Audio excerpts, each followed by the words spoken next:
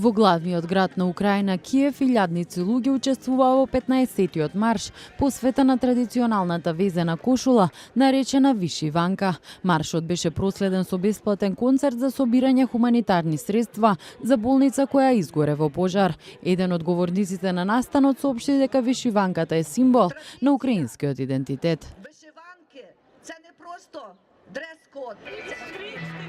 Україна – це ми! В этом году у нас выпускается 70...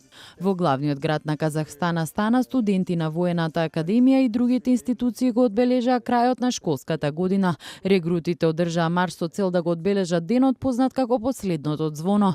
Дипломците од Воената академија сега може да конкурираат за стекнување дополнително образование во повисоките институции или да служат во армијата на земјата.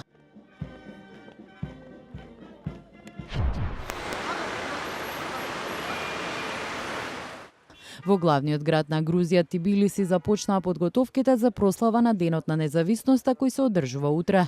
Главната авенија во градот беше блокирана додека организаторите се обидуваа да ја наместат сцената. На 26 мај во Грузија се прославува независноста на земјата од Русија од 1918 година.